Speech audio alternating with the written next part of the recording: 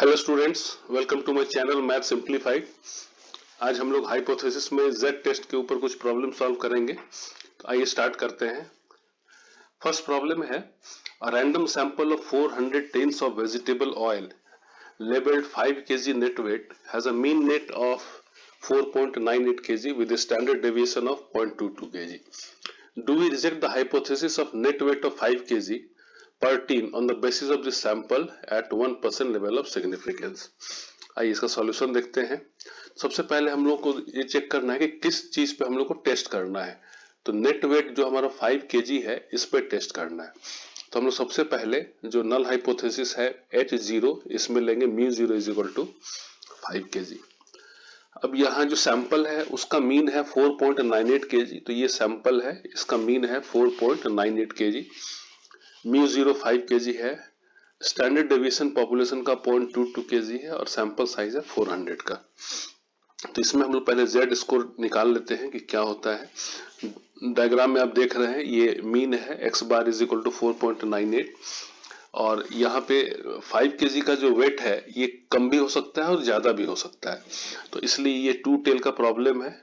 तो 1% level of significance में आधा हम लोग इधर कर दिए यानी 0.005 और इधर आधा कर दिए -0.005। तो z स्कोर निकालने के लिए इस फॉर्मूले को हम लोग यूज कर रहे हैं और इससे z का स्कोर आ रहा है -18। अब हम लोग ये देख रहे हैं कि z लाइन जो है इस पे यहाँ पे है -2.576, तो ये -18 कहाँ पर होगा। तो यदि इसको हम लोग ऐसे एक्सटेंड करें और ये इस x एक्सिस को भी एक्सटेंड करें और ये जो ग्राफ है ये भी एक्सटेंड होगा अप टू इन्फिनिटी, पैरेलल ही रहेगा ये। तो -18 मान लीजिए कि ये z स्कोर जो -18 है वो यहाँ आता है। तो करस्पॉन्डिंग x का पॉइंट यहाँ होगा। इसका मतलब है कि ये जो हमारा रिजेक्शन एरिया है ये पूरा इसी में -18 आ रहा है। इसका मतलब ये हुआ कि जो हमारा नल हाइपोथेसिस है इसको हम लोग, चूंकि ये रिजेक्शन एरिया है इसलिए नल हाइपोथेसिस को हम लोग रिजेक्ट करेंगे। यहाँ लिखेंगे S0 is rejected, S0 is rejected. ठीक है, आइए नेक्स्ट प्रॉब्लम पे चलते हैं। नेक्स्ट प्रॉब्लम है, a sugar refiner packs sugar into bags weighing on an average 1 kg. Now the setting of machine tends to drift. That is, average weight of bags filled by the machine sometimes increases and sometimes decreases. It is important to control the average weight of bags of sugar. The refiner wishes to detect shifts in the mean weight of bags as quickly as possible and reset the machine. In order to detect shifts in the mean weight, he will periodically select 50 bags, sample size हो गया 50 bags, weigh them and calculate the sample mean and sample deviation. तो इससे इसको sample का जो values आ रहा है वो है, सैंपल का जो मीन है वो है 1.03 और स्टैंडर्ड डेविएशन जो पॉपुलेशन का है 0.05। तो अब इसमें हम लोग को टेस्ट करना है अल्फा इज इक्वल टू 0.01 पे। म्यू जो है हमारा μ0 ये 1 kg से ज्यादा हो रहा है या कम हो रहा है, इसको टेस्ट करना है। तो आइए सॉल्यूशन देखते हैं। सबसे पहले हम लोग नल हाइपोथेसिस सेलेक्ट करेंगे। तो चेक करना है कि जो पैकेट है वो 1 kg नेट वेट उस पर लिखा है, तो उससे कम भी हो सकता है ज्यादा भी हो सकता है, इसलिए हमारा μ0 इज नॉट इक्वल टू 1 है और μ0 इज इक्वल टू 1 है। तो हम लोग को नल हाइपोथेसिस पे ही टेस्ट करना है। तो आइए इसमें चेक करते हैं। x बार 1.03 दिया है, सिग्मा 1.05 दिया है, n 50 दिया है और μ0 1 दिया है। तो इस डायग्राम में हम लोग देख रहे हैं कि x बार है 0.103, ये 1% सिग्निफिकेंस लेवल पे है यानी 0.005 इधर हो गया, -0.005 इधर हो गया। अब इसमें हम लोग z स्कोर निकालते हैं। z स्कोर का सारा वैल्यूज दिया हुआ है, तो इससे हमारा z आता है 4.243। अब 4.243 जो है ये हर हाल में 2.576, जो यहाँ देखिए z स्कोर में ये पॉइंट है +2.576, तो इससे ये वाला पॉइंट है तो इससे ज्यादा है, मीन्स कि ये यहाँ पे ये वैल्यू 0 है तो इससे ज्यादा है, मीन्स कि हर हाल में 4.4243 वो इधर ही आएगा। तो इधर जो आएगा तो मान लेते हैं कि ये यहाँ आ रहा है, तो करस्पॉन्डिंग हमारा जो x पॉइंट है वो यहाँ पे होगा और ये भी और ये पूरा का पूरा रिजेक्शन एरिया है, आप जानते हैं। तो ये पॉइंट रिजेक्शन एरिया में ही है, इट मीन्स कि हमारा S0 वो रिजेक्ट हो जाएगा। तो हम लोग यहाँ पे लिखेंगे कि null hypothesis is rejected, means S0 is rejected, यही आंसर हुआ। ठीक है, आइए नेक्स्ट प्रॉब्लम आने से पहले हम लोग देखते हैं कि P वैल्यू क्या होता है, क्योंकि नेक्स्ट जो हम लोग प्रॉब्लम सॉल्व करेंगे वो P वैल्यूज को ही डिस्कस करके सॉल्व करेंगे। तो P वैल्यूज में सबसे पहले आपको पता है कि Z का जो हमारा फॉर्मूला है वो Z का फॉर्मूला है x bar minus mu 0 by this. Suppose कि Z is equal to this, suppose कि Z का वैल्यू आ रहा है 0.95, ये 0.95 Z का है, तो ये Z स्कोर, Z लाइन जो है इस पे Z स्कोर ये यहाँ पे आ रहा है, जो रेड पॉइंट है इसका वैल्यू है 0.95, और ये जो है ये है सिग्निफिकेंस लेवल, ये है सिग्निफिकेंस लेवल, ये है 5% मीन्स 0.05, और इसका जो Z स्कोर है वो है 1 टेल में 1.645। तो Z स्कोर 0.95 है, तो इसका करस्पॉन्डिंग X यहाँ आया, और हम लोग ये लाइन जो है इसको ड्रॉ कर दी। यदि अब हम लोग इस वैल्यू के लिए Z टेबल देखेंगे कि प्रोबेबिलिटी क्या है, तो आपको पता है कि Z टेबल जो प्रोबेबिलिटी है वो लेफ्ट साइड का पूरा एरिया बताता है। ठीक है, तो यदि लेफ्ट साइड का पूरा एरिया बता रहा है, यानी कि जो हमारा 0.95 ये आया 0.95, तो इससे इसका ये पूरा एरिया हो गया। Z टेबल में यदि हम लोग देखेंगे तो ये पूरा एरिया बताएगा, और ये पूरा एरिया हमारा क्या आ रहा है 0.8289, ये जो पूरा एरिया है ये है 0.8289 इस लाइन के इधर। तो इस लाइन के इधर एरिया है 0.8289, और हमारा Z स्कोर ये था।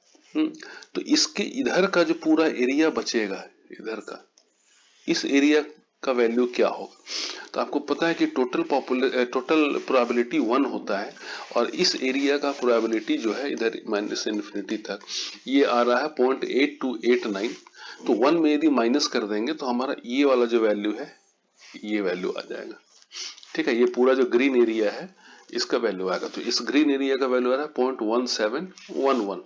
इट मीन्स कि 0.95 यदि Z स्कोर हो तो इसका जो P वैल्यू है वो आ रहा है 0.1711, यानी कि जो पूरा ग्रीन में आप देख रहे हैं 0.95 पे इसका जो P वैल्यू होगा वो होगा 0.1711। आप ये भी देख रहे हैं कि ये जो P वैल्यू है यानी कि 0.1711, ये सिग्निफिकेंस लेवल जो हमारा ये है, तो इसका इस सिग्निफिकेंस लेवल का एरिया क्या है, प्रोबेबिलिटी क्या है 0.05, ये है 0.05।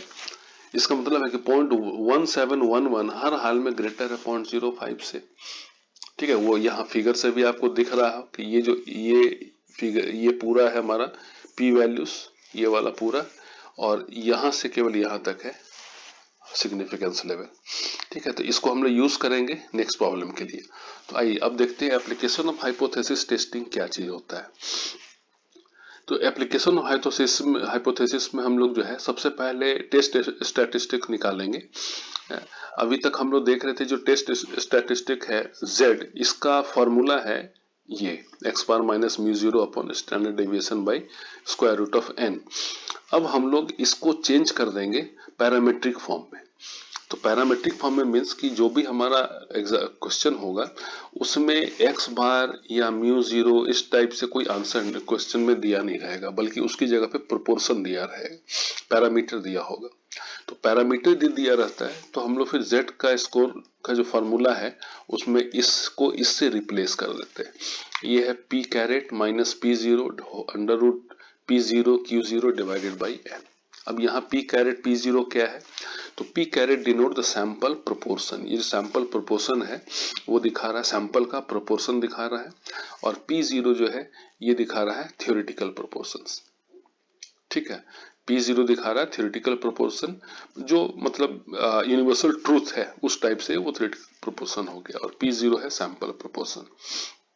ठीक है, अब हम लोग इसमें ये देखेंगे कि जब हम लोग इसको यूज करते हैं तो Z का कुछ ना कुछ वैल्यू आएगा, जैसे अभी हम लोग का आया था 0.95।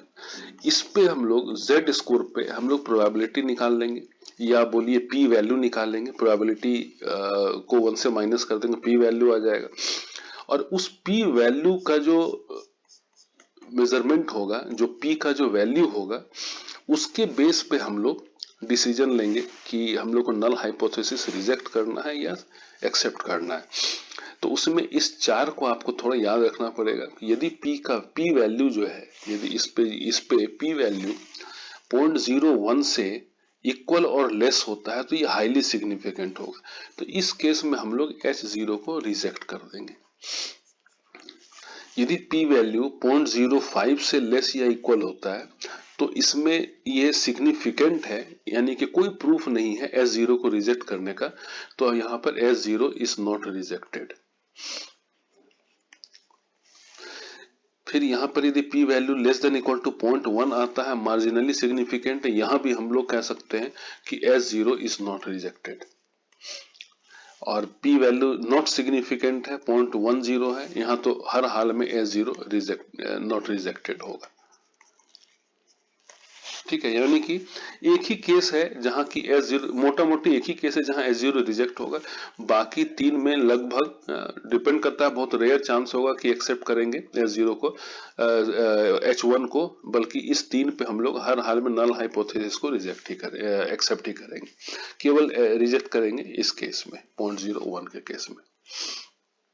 ठीक है, आइए अब एक हम लोग एग्जांपल लेते हैं। When flipped 1000 times, a coin landed 515 times heads up. Does it support the hypothesis that the coin is unbiased? अब इसमें हम लोग देखेंगे कि P0 क्या है, P कैरेट क्या है, ये सब। तो जैसे ही कॉइन के बारे में आता है क्वेश्चन, तो हम लोग एक चीज जानते हैं कि कॉइन का एक साइड H है और एक साइड टेल है। तो जो यूनिवर्सल ट्रूथ है कि हेड आने का चांस कितना होगा, तो 50%, ये यूनिवर्सल ट्रूथ है। टेल आने का चांस कितना होगा, 50%। यदि प्रोबेबिलिटी में बोले तो हेड आने का प्रोबेबिलिटी होगा 0.50 और टेल आने का ही प्रोबेबिलिटी होगा 0.50। यानी कि थ्योरेटिकल जो अकरेंस है वो 0.50 है। इट मीन्स यदि हम सॉल्यूशन में देखें तो जो हमारा P0 है ये हर हाल में 0.5 होगा। ये थ्योरेटिकल है, जो यूनिवर्सली ट्रूथ है ये। तो यदि P0 0.5 है, इसका मतलब कि प्रोबेबिलिटी H ऊपर आने का प्रोबेबिलिटी है 0.5, तो टेल आने का प्रोबेबिलिटी कितना होगा, वो भी 0.5 होगा। या इसको दूसरे में बोले कि हेड आने का प्रोबेबिलिटी यदि 0.5 है तो हेड नहीं आने का प्रोबेबिलिटी कितना है, वो भी 0.5 है। तो हेड आने का प्रोबेबिलिटी 0.5 है, तो हेड नहीं आने का प्रोबेबिलिटी मींस Q0, ये 1 minus P0 is equal to 0.5 हो जाएगा। तो हमारे यहाँ P0 और Q0 ये दो वैल्यूज आ गया। अब देखते हैं कि sample proportion means P caret का। तो सैंपलिंग क्या हम लोग कर रहे हैं कि 1000 टाइम्स जो है एक कॉइन को हम लोग फ्लिप कर रहे हैं, जिसमें 515 टाइम्स हेड जो है वो ऊपर आ रहा है। ये सैंपलिंग है। इसका मतलब है कि कितना हमारा चांस हो गया, तो चांस जो है वो हो जाएगा 515 डिवाइडेड बाई 1000, यानी कि P कैरेट का जो वैल्यू आ रहा है वो आ रहा है 515 divided by 1000 is equal to 0.515। ठीक है, अब Z में हम लोग सारे वैल्यूज को पुट करेंगे। आपको पता है P कैरेट क्या है 0.515, P0 क्या है 0.5, P0 क्या है 0.5, Q0 0.5, N ये है 1000। अब इस पे यदि हम लोग सारा वैल्यू पुट कर दे तो इसका वैल्यू आता है 0.949। ठीक है, अब आइए हम लोग ग्राफ पे चलते हैं कि 1% सिग्निफिकेंस लेवल हम लोग खुद ही चूज करते हैं। तो ये हमारा हो गया 0.005, इधर हो गया -0.005। जेड स्कोर देखते हैं, यहाँ पे प्लस 2.576 है, यहाँ -2.576 है। अब ये है 0.949। तो यदि हम लोग जेड का वैल्यू देखें कि जेड का वैल्यू क्या होता है, तो ये चीज आप देख रहे हैं कि 0.949 जो है वो 2.5 से, यानी कि हर हाल में इधर ही होगा। तो 0.949 यहाँ पे होगा। इससे हम लोग जो है x का पॉइंट निकाल लिए और इससे इसको ऊपर कर दिया, यानी कि जो इसका p वैल्यू आया इस पे वो डेफिनेटली ये पूरा है, ये पूरा है। और जो हमारा लेवल ऑफ सिग्निफिकेंस है वो केवल इतना ही है, यही वैल्यू है। इसका मतलब हुआ कि ये जो वैल्यू है हमारा p वैल्यू इस पॉइंट पे it is greater than level of significance, यानी 0.01। तो ये हाईली सिग्निफिकेंट, तो अब ये जो है इससे बड़ा है, इससे बड़ा यानी कि 0.05 पे आ रहा है, इस पे आ रहा है। इसका मतलब है कि यदि इस वैल्यू पे आ रहा है तो हम लोग हर हाल में H0 को रिजेक्ट नहीं कर सकते हैं। तो यदि H0 को रिजेक्ट नहीं करते हैं तो यहाँ लिखेंगे we do not reject the null hypothesis and this coin is unbiased. क्यों कॉइन अनबायस्ड है? तो जो यानी कि इसको नल हाइपोथेसिस को हम लोग रिजेक्ट नहीं कर रहे हैं, मीन्स इसको एक्सेप्ट कर रहे हैं। H0 को एक्सेप्ट कर रहे हैं मीन्स P0 के वैल्यू को एक्सेप्ट कर रहे हैं। P0 का वैल्यू है 0.5 और Q0 का है 0.5, यानी कि हेड आने का जो प्रोबेबिलिटी है वो भी 0.5 है और टेल आने का भी प्रोबेबिलिटी 0.5 है। इसका मतलब, और इसी को हम लोग एक्सेप्ट कर रहे हैं, यानी कि ये यूनिवर्सली ट्रूथ है।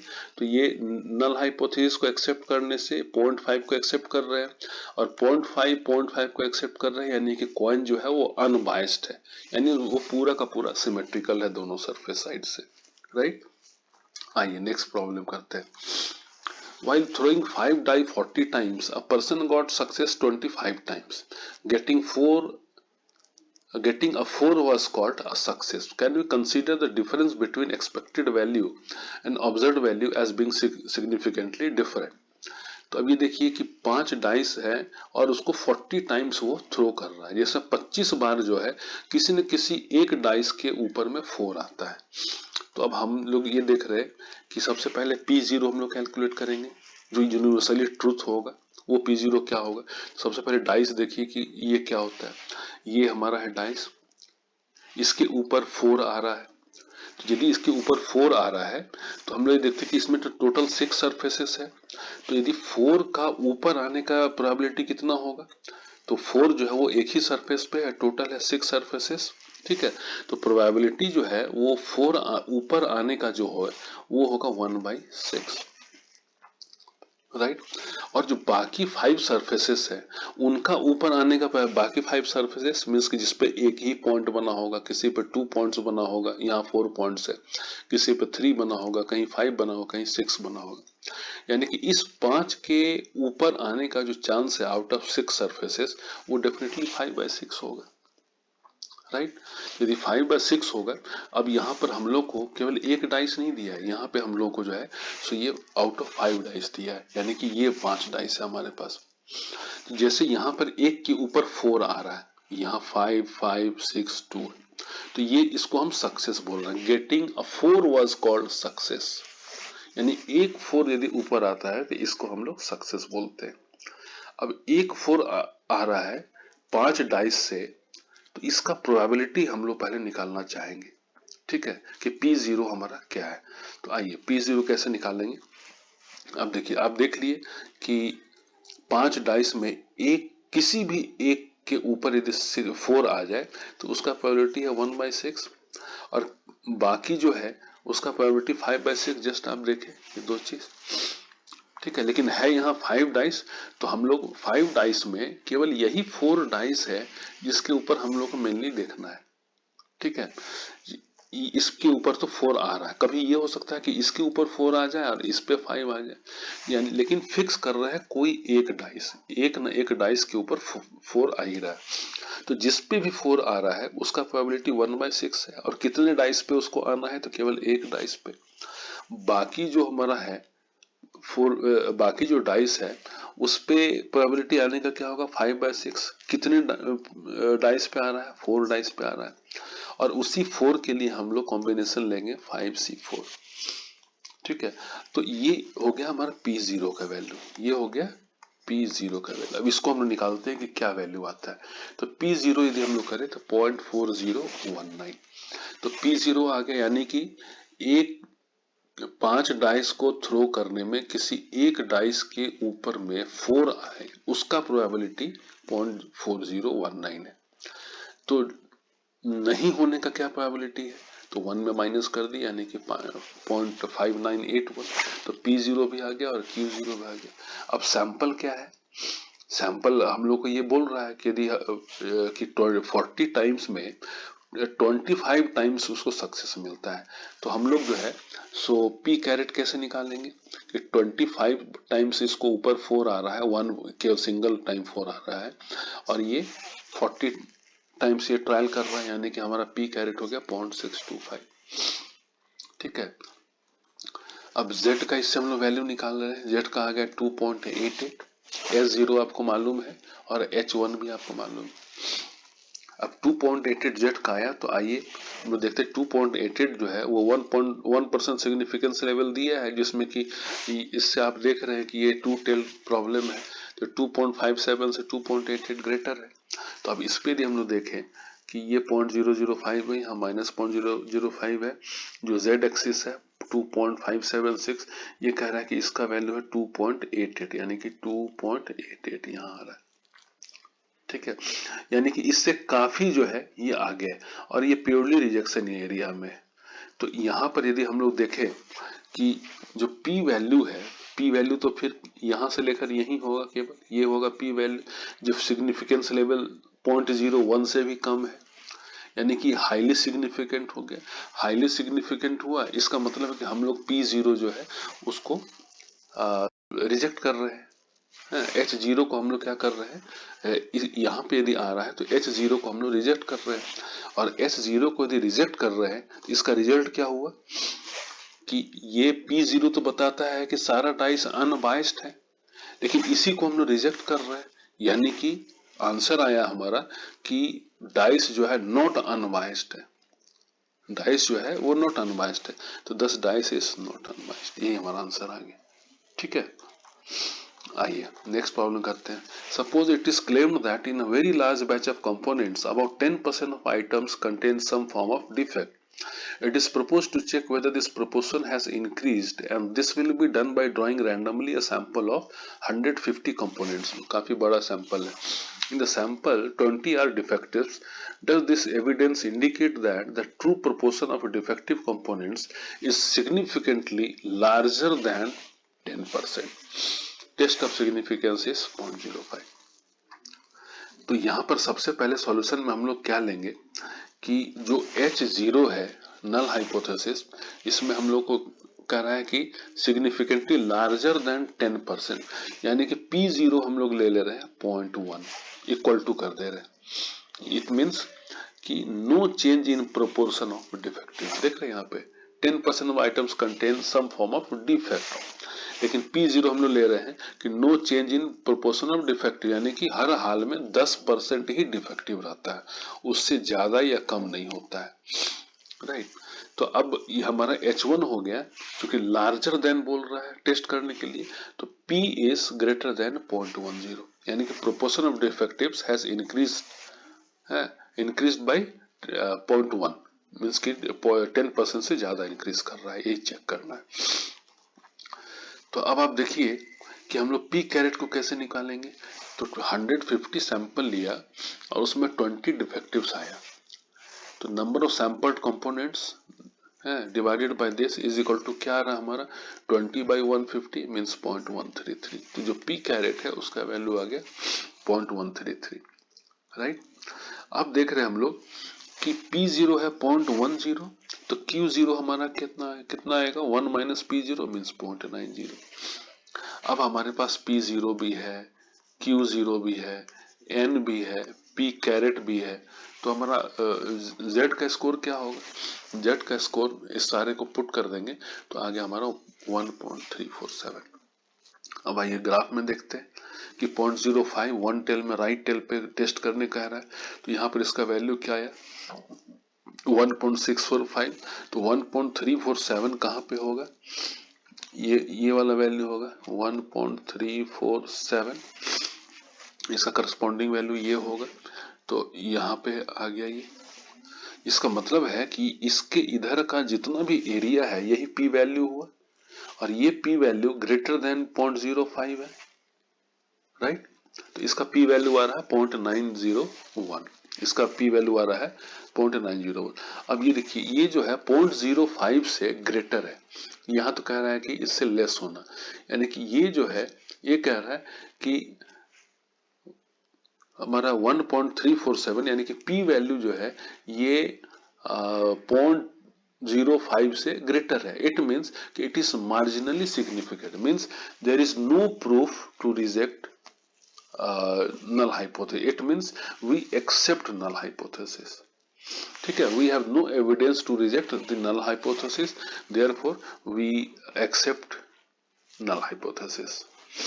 ठीक है, तो null hypothesis accept करने का मतलब क्या होगा कि 10% जो है वही डिफेक्टिव है, उससे ज्यादा नहीं होगा। आइए अब हम लोग नेक्स्ट देखते हैं कि दो सैंपल्स के बीच में हम लोग कैसे कंपैरिजन करते हैं। ये सैंपल है जो इस पॉपुलेशन से लिया हुआ, इस पॉपुलेशन का मीन है μ1, स्टैंडर्ड डेविएशन है σ1 और इसका है x1 बार और ये सैंपल साइज है n1। सिमिलरली एक दूसरा पॉपुलेशन है, इसका है μ2 और स्टैंडर्ड डेविएशन है σ2 और इससे जो पॉपुलेशन है इसका है मीन x बार और इसका साइज है n2।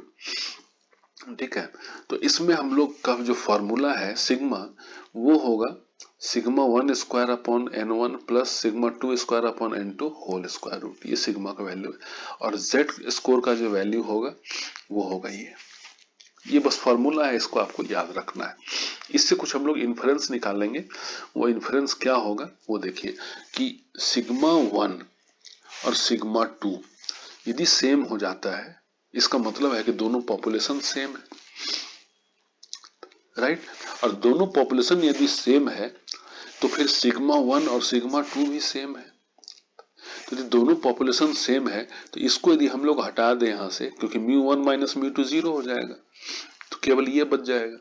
और σ1 और σ2 भी यदि इक्वल है तो ये इसको भी सिग्मा से रिप्लेस करते हैं, इसको भी सिग्मा से, तो सिग्मा स्क्वायर बाहर आ जाएगा, सिग्मा यहाँ पे आ जाएगा। ठीक है, तो इसके ऊपर हम लोग प्रॉब्लम भी सॉल्व करेंगे। आइए और आगे देखते हैं क्या है कि हमारा सिग्मा का वैल्यू ये है, z स्कोर ये है। अब हम लोग देख रहे हैं कि जो हमारा नल हाइपोथेसिस है यदि उसमें हम लोग ले लें कि μ1 इज इक्वल टू μ2, इसका मतलब हुआ कि दोनों पॉपुलेशन सेम है, या इसको लिख सकते हैं S0 where μ1 minus μ2 is equal to 0, इसी से आ जाएगा। तो H1 हमारा जो है वो होगा μ1 is not equal to μ2, S0 है μ1 इज इक्वल टू μ2। तो Z का वैल्यू क्या होगा, यदि μ1 इज इक्वल टू μ2 हो जाता है तो ये वैल्यू 0 हो जाएगा, ये 0 होगा तो यहां से इसका वैल्यू क्या होगा, ये आ जाएगा। क्लियर है, x1 बार माइनस x2 बार माइनस 0 होगा तो हट गया, इसको स्टैंडर्ड नॉर्मल वेरिएट बोलते हैं।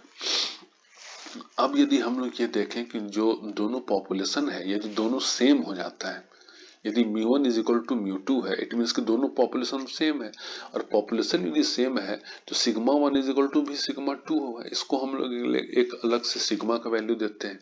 ठीक है, तो इसका जो है तो z का जो वैल्यू होगा x1 bar minus x2 bar divided by, इसकी जगह पर सिग्मा दे देंगे, इसकी जगह पर भी सिग्मा दे देंगे, तो सिग्मा बाहर आ गया।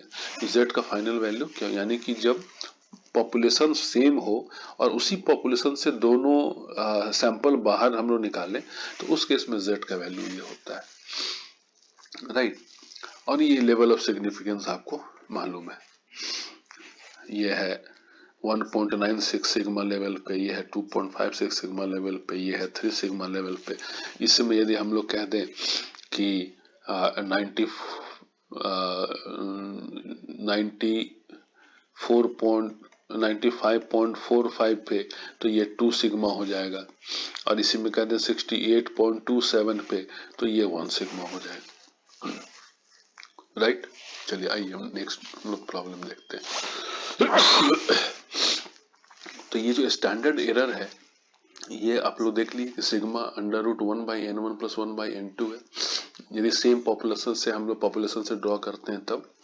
और इनकेस यदि पॉपुलेशन का σ1 σ2 नहीं दिया हुआ है फिर हम लोग कैसे सॉल्व करेंगे, तो उस केस में यदि सैंपल का स्टैंडर्ड डेविएशन दिया है तो हम लोग सैंपल के ही स्टैंडर्ड डेविएशन को मान लेंगे कि वो पॉपुलेशन का है और हम लोग प्रॉब्लम को सॉल्व करेंगे। ठीक है, अब आइए नेक्स्ट क्वेश्चन देखते हैं हम लोग। A group of 200 students have the mean height of 154 centimetre. एक ग्रुप है इसका 200 लोगों का ग्रुप है, ठीक है, इसका मीन हाइट है 154। दूसरा ग्रुप है ये है 300 लोगों का, इसका मीन हाइट है 152 यानी x1 बार, ये हो गया x2 bar. Can this be from the same population with standard deviation 5 cm। अब ये कह रहा है कि क्या ये जो है एक ही पॉपुलेशन से ड्रॉ किया हुआ है जिसका स्टैंडर्ड डेविएशन 5। क्वेश्चन ये है, ठीक है। तो अब देखिए यहाँ पे हम लोग जो कि सेम पॉपुलेशन से ही हम लोग नल हाइपोथेसिस में यही मान लेते हैं कि ये दोनों सेम पॉपुलेशन से, यानी कि μ1 इज इक्वल टू μ2 और h1 हो गया μ1 इज नॉट इक्वल टू μ2। तो x1 दिया है, x2 दिया है और पॉपुलेशन का सिग्मा दिया हुआ है। तो इससे हम लोग z का वैल्यू, आपको पता है यदि सेम पॉपुलेशन से हो तो z का वैल्यू हम लोग यही लेते हैं। तो इससे यदि हम लोग कैलकुलेट करें, यहाँ पे देखिए x1 बार मालूम है, x2 बार मालूम है, n1 मालूम है 200, n2 मालूम है 300, सिग्मा मालूम है 5। तो इससे z का वैल्यू आ गया 4.38, जो हर हाल में 2.576 से बड़ा है। हम लोग 1% लेवल सिग्निफिकेंस लेवल खुद ही ले लेते हैं टू टेल्ड में, ठीक है, क्योंकि यहाँ पे इक्वालिटी साइन नहीं, नॉट इक्वालिटी साइन है। तो अब जो है इसमें हम लोग देख रहे हैं कि ये जो 2.576 है, इस पे इसका वैल्यू क्या आ रहा है, इसका वैल्यू आ रहा था क्या 4.38। इट मीन्स कि ये जो 4.38 है हमारा, ये कहीं ना कहीं इधर ही आएगा। 2.5 से ये 4.38 होगा, 4.38 इधर आएगा। अब ये हमको मालूम है कि ये सिग्निफिकेंस लेवल पॉइंट इससे काफी कम है ये, तो हम लोग इस केस में क्या करेंगे, S0 को रिजेक्ट कर देंगे, ठीक है। चलिए, थैंक यू।